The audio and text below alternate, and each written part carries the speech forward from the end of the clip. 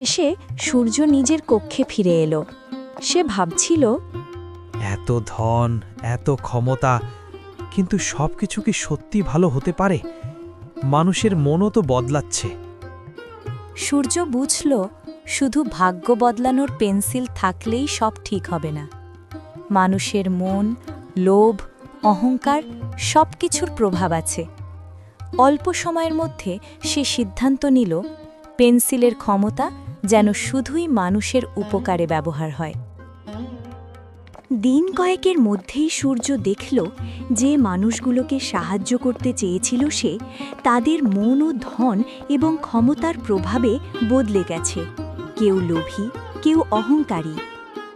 বাবা, আমরা যা করেছি মানুষের জীবন বদলাতে চেয়েছি, কিন্তু কেন তারা বদলেছে? তাদের ভালোবাসা কোথায় গেল? সত্যি বাবা, টাকা সবকিছু স্থলে আসে না। মানুষের মনকে পরিবর্তন করতে পারবে না। এটা শুধু শেখায় প্রতিহিংসা, লোভ আর অহংকার। কর্ম ও মন সবচেয়ে গুরুত্বপূর্ণ।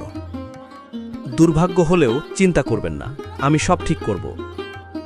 সূর্য বুঝল শুধু ধন দিয়ে মানুষকে খুশি করা যায় না। সত্যিকারের সুখ আসে প্রেম, সহানুভূতি ও সৎ পরিশ্রম থেকে। ঠিক আছে, এবার শেষবারেই পেন্সিল ব্যবহার করব।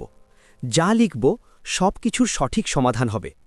মানুষের মন আগের মতো থাকবে, ধন ও সম্পদ তাদের প্রয়োজনে থাকবে। কেউ লোভী হবে না, কেউ অহংকারী হবে না। সূর্য কাগজের উপর সমস্ত সমস্যার সমাধান লিখল।